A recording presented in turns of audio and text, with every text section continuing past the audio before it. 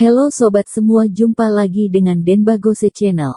Bagaimana kabar sobat semua? Sebelum kita mulai cerita ini, ayo silakan subscribe, like, komen, share dan nyalakan loncengnya untuk mendapatkan notifikasi terbaru ketika Mimin upload videonya. Bab 1378, kehilangan seluruhnya. Ayah. Kang Santang tercengang. Ia tidak menyangka ayahnya akan marah sampai seperti ini, muntah darah dan jatuh ke tanah. Hei Pak Tua. Ying Nasun melihat suaminya jatuh, dan dia terkejut juga di dalam hatinya. Meskipun Wan Tontang kurang berguna, tapi itu tetaplah tulang punggung keluarga mereka.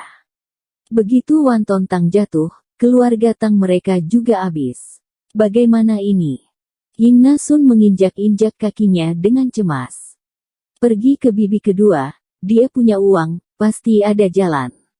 Kang Santang dengan ekspresi beratnya berkata, ayo cepat, tunggu apa lagi? Kang Santang menggendong ayahnya di punggungnya, dan ibu dan anak itu langsung pergi ke rumah Erni Tang. Saat tiba di rumah Erni Tang terpana. Kang San, kamu ada apa denganmu? Erni Tang menjadi kaget. Bagaimana dia bisa mengalami hal seperti itu?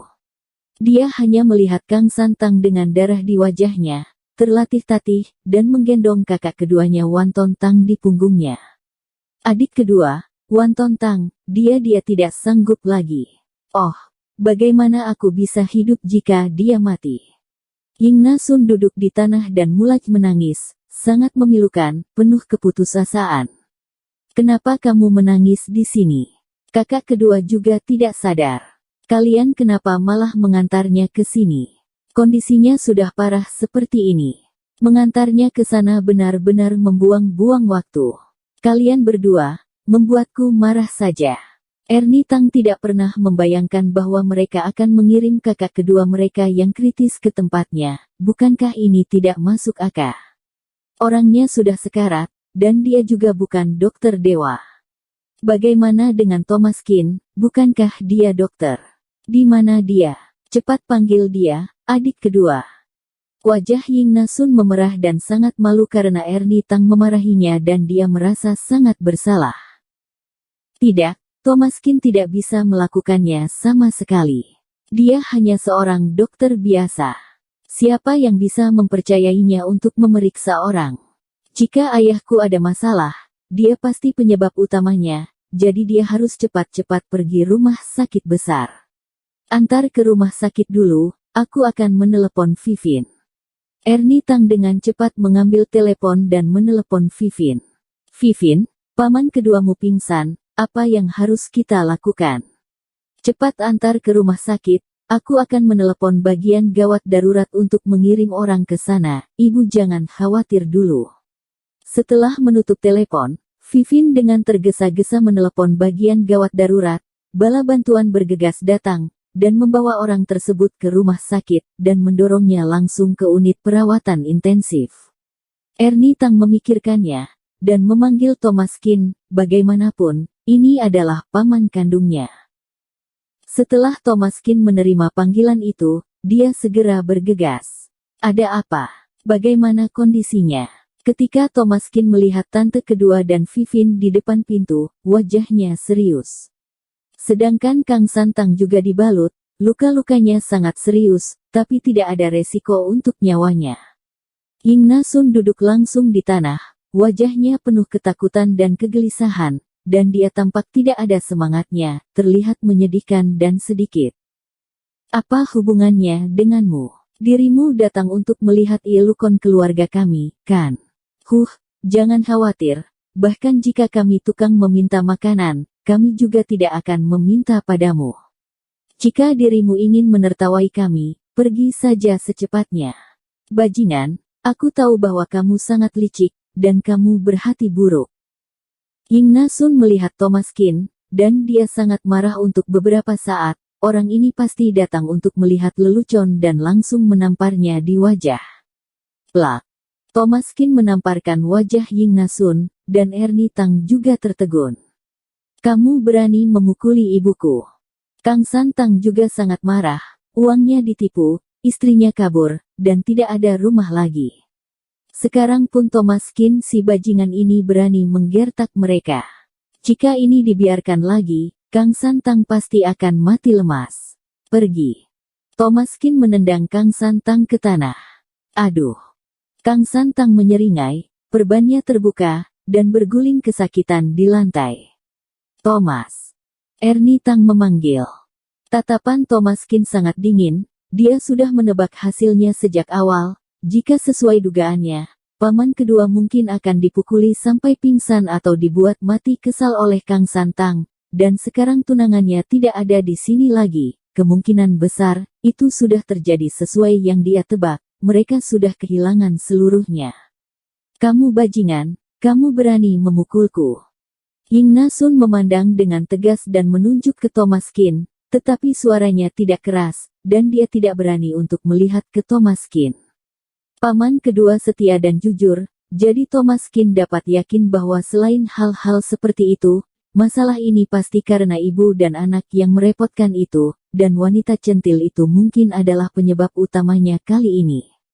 Jika bukan karena kalian berdua, bisakah paman keduaku masuk rumah sakit? Memukulimu sudah termasuk ringan. Jika paman kedua ada masalah padanya, kamu ikut mati juga sudah sewajarnya. Mata Thomaskin tajam, menatap Ying Na Sun, dan Ying Na Sun bergetar tubuhnya. Tatapan mata Thomaskin ini sangat menakutkan. Thomas, sekarang lebih penting untuk menyelamatkan orang, paman keduamu masih terbaring di ranjang pasien.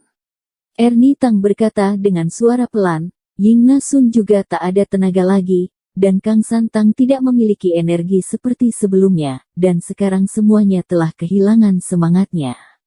Ernie Tang bagaimana mungkin tidak tahu orang seperti apa ibu dan anak ini, tetapi masalahnya sudah sampai titik ini, yang paling penting untuk saat ini adalah menyembuhkan kakak keduanya. Apa yang dikatakan dokter? Thomaskin bertanya. Dokter mengatakan itu berbahaya. Pasien karena sangat marah dan langsung menyerang jantungnya, menyebabkan berbagai penyakit kardiovaskular dan cerebrovaskular. Saat ini, semua penyakit meledak keluar, pendarahan otak, tekanan darah tinggi, bahkan hal yang bertahun-tahun menumpuk di tubuh, semuanya meletus dalam sekejap. Barulah bisa begini. Dokter berkata kemungkinan besar tidak ada harapan penyelamatan. Sekarang peluangnya hanya 30% saja. Suara Ernie Tang sangat tegang, dan wajahnya tegas. Thomaskin tahu bahwa akar dari semua masalah ini pasti karena Kang Santang.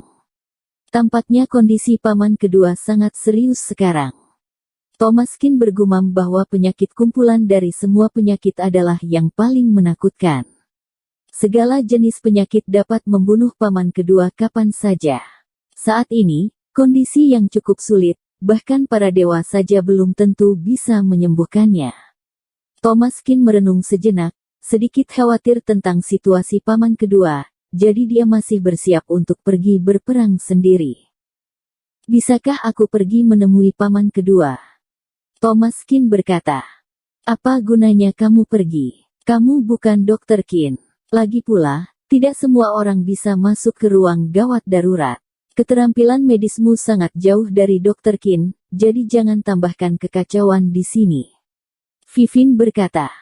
Tatapan mata Thomaskin sedikit menyipit, dan dia merasa sedikit gugup. Bagaimanapun, itu adalah pamannya sendiri dan kerabat kandungnya, kerabatnya hanya ada beberapa orang. Bagaimana Thomaskin bisa tidak khawatir? Sampah seperti Kang Santang ini, dia sudah malas untuk melihatnya. Pada saat ini, seorang perawat muncul di pintu ruang gawat darurat, yang hari itu menjadi asistennya. Setelah melihat Thomaskin, dia terkejut. Kamu bukannya dokter? Ya, aku Thomaskin. Thomaskin berkata dengan suara yang dalam. Kondisi pasien sangat kritis. Kami telah menggunakan berbagai cara, tapi kami belum bisa membangunkan pasien. Kami mohon maaf. Perawat itu berbisik. Apa yang kalian bisa lakukan? Kami mengantar pasien kepada kalian, tetapi kalian mengatakan kepada kami bahwa tidak ada cara lagi. Jika suamiku ada masalah, aku tidak akan meninggalkan rumah sakit ini. Ying Na Sun meraung dan berkata, khawatir dan kacau, dan kali ini dia lebih terlihat gila. Bawa aku melihat pasien. Thomas Qin berkata kepada perawat. Namun Dr. Qin tak bisa sembarangan dimintai tolong saja. Hari ini pasien tersebut bertemu dengan Dr. Qin, itu merupakan berkah dari 10 kehidupan sebelumnya. Apa yang kamu lakukan? Thomas Qin, kamu masih ingin melihat suamiku, kamu siapa? Hanya keterampilan medismu yang begitu. Jika kamu tak bisa menyembuhkannya, saat jadi hantu pun, aku tidak akan membiarkanmu pergi.